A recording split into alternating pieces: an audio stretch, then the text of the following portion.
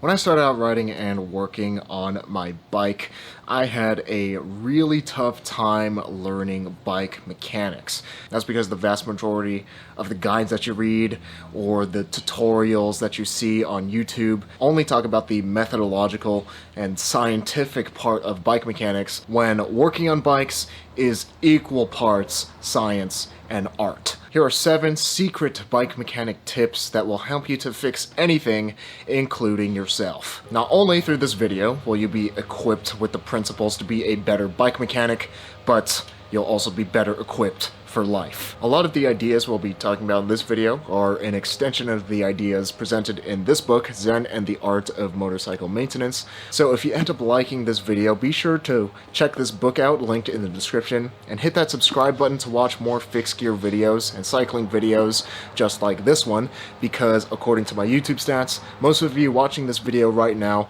are actually not subscribed. Subscribing is free and you can unsubscribe at any time. This video is sponsored by Wabi Cycles. To learn more about the only bike I own and the bike that I ride on a daily basis, feel free to stick around until the end of the video to learn more about them. Forgive me for flexing a bit. I promise I'm doing it to make a point. This right here is a brand new $200 Paul Tall and Handsome seat post. And yes, I do realize that this simple clamp and tube is more expensive than some people's entire bikes. This is locally CNC'd, just right up the road from me in Chico, California, from 100% American-made aluminum. Some would say it's perfect. I am not some.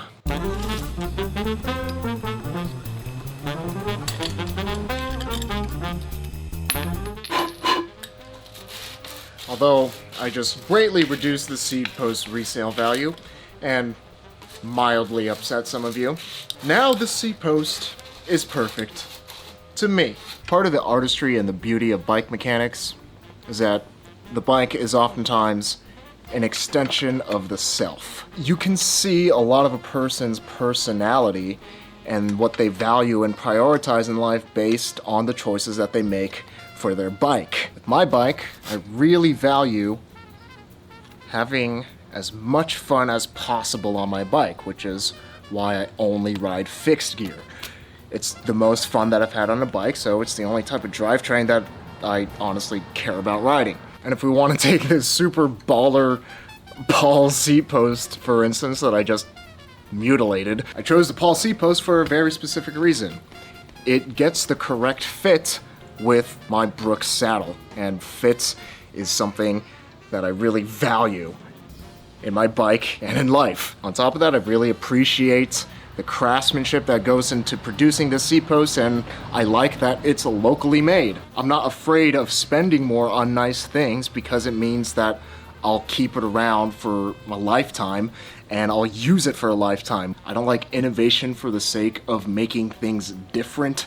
I like things that solve a specific problem, and I see that when I look at my fixed gear. There's a certain level of intentionality that you have to put into working on your bike. Before you pick up a tool and fix anything on your bike, you first have to be fixed and complete yourself. Because after all, the most effective tool at your disposal is your mind. Bikes are made to perfect specifications down to hundredths of a millimeter. So your mind needs to be perfectly sound to work with that level of precision. If you're frustrated and anxious about work or your relationships and you're not entirely present with working on your bike, your state of mind will be reflected in the quality of your work. There's not really much of an in-between for bike maintenance. It's either one of the most aggravating processes in the world or one of the most relaxing things in the world. It will either feel like everything is going wrong, everything's getting damaged, you're stripping bolts, you're losing parts, you can't find your tools, or it'll feel like everything just naturally flows through you and you're able to maintain and bring harmony and order to the bike. And usually it's the mindset that you bring with you before you even touch the bike that determines which path you'll take. When you're working on the bike, you're also working on yourself. You're practicing those essential skills and mindsets that you need to be successful at life. So be sure to give yourself all the time, attention and understanding that you deserve. The best way to get yourself into the chill and collected state of mind that you need to work on your bike is to be extremely patient. Rushing through a bike job is a surefire way to make things worse for yourself, to make mistakes that you will ultimately have to undo. And giving yourself enough time, way more than you originally think, is a surefire way to make sure that you get the job done right. There's two ways to do something: right and again. You'll also have to swallow your pride.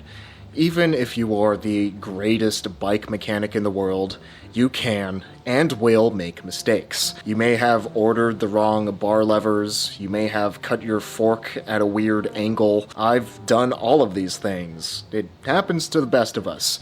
And the best thing that you can do is to just take a deep breath and learn from your mistakes. And in the event that you can't figure something out, know when to ask for help. There are some things that are just outside of our abilities. Ask somebody who knows how to do something that we don't know how to do so they can show us how to do it so we can become better mechanics. Because if you try to fix something that you don't know how to fix yourself, you're probably going to do some irreparable damage that's going to be more expensive and frustrating in the long run.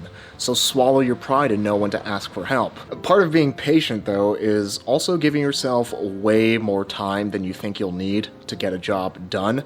We tend to be extremely optimistic when we estimate times. Budget at least twice as much time to fix your bike as you think it'll take. And if it's a job that you've never done before, budget at least 4 to 8 times the amount of time that you think you'll need. When I tried to true a wheel for the first time, I ended up messing it up so badly that I had to detension the whole wheel and essentially rebuild the whole wheel. A job that I thought would take about an hour ended up taking me about 6 hours. And the same is true for when I tried to tune derailleurs for the first time. In the event that you end up getting frustrated, know when it's time to put your tools down and relax. Things don't always happen on your terms. You need to be patient and be able to have enough time and breathing room to be able to flow with whatever life or God or the universe or whatever higher power you believe in throws at you. Speaking of patience, this loose ball bearing NJS Sugino 75 bottom bracket has really tested my patience. When it works properly, which is sometimes, it is the most buttery smooth bottom bracket that I've ever had the pleasure of pedaling that borderlines on a cycling spiritual awakening. When it's not working properly, which is more times, it's one of the most infuriating pieces of hot garbage that I've ever had the displeasure of spending way too much money on, around $130 in case you're wondering. Sometimes when pedaling at the 3 o'clock position, it'll make this knocking sound. I've had a professional mechanic at Faith Gear try to uninstall, clean, and repack and reinstall the entire bottom bracket, not once, not twice, but 3 times, and the problem always comes back within a few days. And the most infuriating thing about this bottom bracket is that it only does it sometimes. And now that I'm trying to capture it on camera, it doesn't happen, but every time I go out and ride my bike, it happens all the time. But rather than be frustrated with this is instead an opportunity for me to work on myself and to approach this problem with curiosity instead of frustration. Because good mechanics aren't the ones that freak out and yell, "Help, my bike is making a noise, what do I do?" But rather, every mechanical issue is a chance to figure out how things work, learn what's wrong with it, and fix it. And that is an incredibly satisfying process of growth.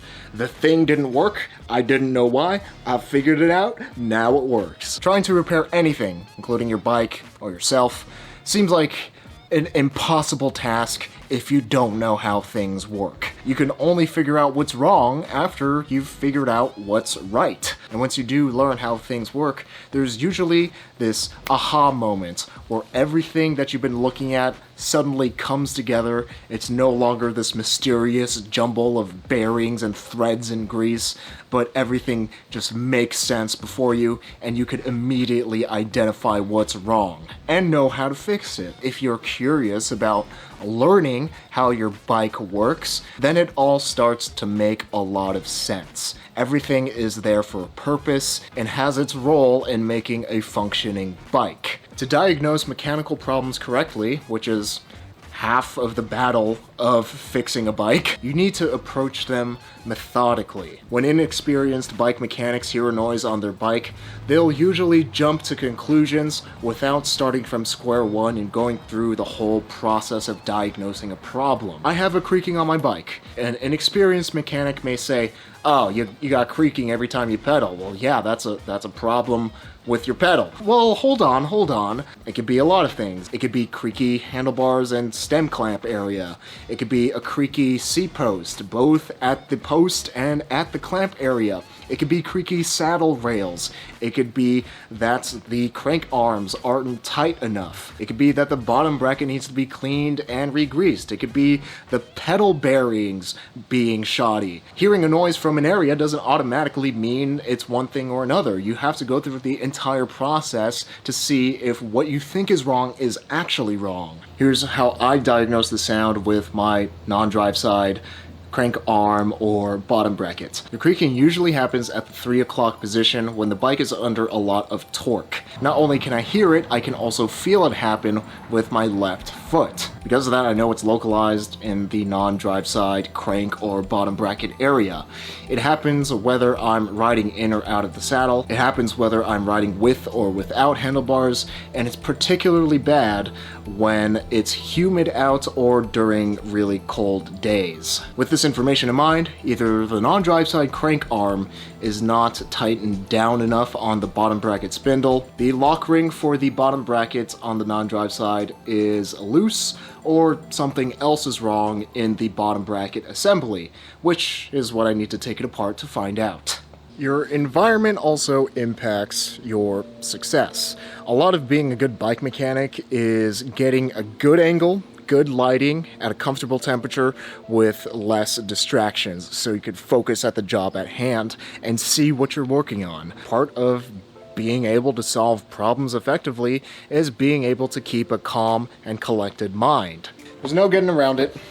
You're also going to need the right tools for the job. If you don't have the right tools for the job, you're probably going to break something, you're probably going to strip some threads, you're probably not going to have a fun time, and you're going to make things, again, more expensive and more frustrating in the long run. Buy the right tools for the job. Buy the nicest tools that you can afford, because they really do pay for themselves. After you learn how to use them, and you can fix your bike and do that job at any point in the future for free. And having the right tools for the job can transform a bike job into one that is impossible and aggravating and infuriating into one that is relaxing and really easy.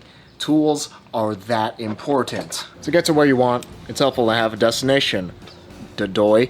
I know that the destination is me cleaning and repacking and reinstalling my bottom bracket, so it's helpful to work backwards from that destination so I have a roadmap to where I need to go. I know that the bottom bracket is fastened by threading in, and I know that those threads are fastened by a lock ring, and I know that the crank is stuck on by the taper of the bottom bracket and the taper of the crank arm, so it needs to be pulled. But before I can pull it, I need to remove the crank arm bolt that is fastened with the socket bolt, but that socket bolt is covered with a dust cap, so I need to take that off before I can pull it. But before I can pull it, I need to take off the chain. And to take off the chain, I need to undo the rear wheel. And to do all of this, I need the proper tools, which I thought I had, but apparently do not have. So now I am out of patience, and sunlight, so I am going to save this job for tomorrow after a trip to the hardware store.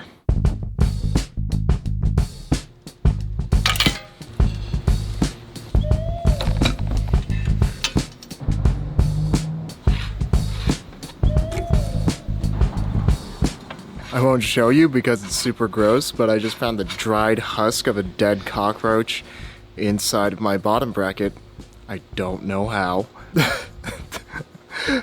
Was that the clicking? With bike mechanics, organization is super key. You need to keep track of all of these tiny bike components, know exactly in what order they're supposed to go, and what orientation they're supposed to be attached. And you also need to keep track of your tools and know exactly where they are so that you can have them at hand exactly when you need them. If you're not organized, you're going to waste a lot of time searching for tools, searching for parts, and trying to remember how everything is supposed to go back together. So it's best to take mental notes or even physical notes or take pictures while you're disassembling something so you know exactly how it's supposed to all go back together. Because bikes are extremely precise machines. If you don't put everything back together 100% correctly, it's not going to function properly. As for this bottom bracket though, I figured out how it works, and I think I realized what's wrong, and that would be this piece right here is the lock ring for the non-drive side. And while I was messing around with it, there was about a quarter turn to left to make it completely snug against the frame set. But I'm still going to be thorough, still going to degrease everything, clean it, repack it, and reinstall it just to be sure. Although there was a dead cockroach inside my bottom bracket shell, I don't think it was that, but who knows, I solved that problem too. We've all heard the old saying, an ounce of prevention is worth a pound of cure, or a milligram of prevention is worth a hectogram of cure, whatever you metric people say. And that is especially true when it comes to bikes and when it comes to life. I would have never had to do this whole business of disassembling, repacking, and reassembling and diagnosing my drivetrain and bottom brackets if I had just gotten a sealed bearing bottom bracket in the first place, instead of one that was designed in 1948. And it's also a lot easier to clean and re-lubricate your drivetrain every 200 miles or so than it is to let it get crunchy and wear down to where you eventually have to entirely replace and overhaul your drivetrain. And it's a lot easier to stay in shape and ride your bike every day to be reasonably dangerous, just like these shirts from zachalotto.com/merch. It's easier to stay in shape than it is to get in shape. It's easier to never start smoking than it is to quit smoking. It's easier to wear a helmet every time you ride than to recover from a concussion, or, God forbid, worse. The best bike mechanics don't have to do crazy, difficult jobs on their bike all the time because they take the necessary precautions to make sure that those crazy, difficult jobs never happen. It's a lot easier to prevent a problem than it is to solve a problem. Special delivery from Japan. This is too expensive, but it makes me happy. Self-indulgent bike purchases sure do make me happy. And you know what else makes me happy? This video's sponsor, Wabi Cycles, because every one of Wabi's design choices are meticulously made to give the purest ride quality for the money. And Wabi executes those choices perfectly with their bikes handmade by master craftsmen in Taiwan, and a friendly bike shop in Denver, Colorado that's eager to answer your questions and get you on a bike you'll love. Wabi's relentless attention to detail results in Wallace, my 58cm Wabi Special, weighing in at a grand total of 17.5 pounds straight out of the box. That's well under 20 pounds for a stock bike with completely steel, lugged frame set, and no carbon components. And that weight isn't just for quoting and impressing other cyclists though. It results in the best riding experience that I've ever had, with a snappy and lively ride quality that only top tier steel can bring. That pure fun makes it easy for me to ride my Wabi Special as my only bike. If you're looking for a bike that puts an end to your search for the perfect bike, consider checking out Wabi Cycles linked at the top of the description, as it really is the closest thing that I've ridden to a perfect bike. And Fixie fan shoutouts to Stand Strong, 108, Ryan Witt, Julian Corona, Kruucks, and Gio Dezera for helping to make these Fixier videos possible through their support on Patreon.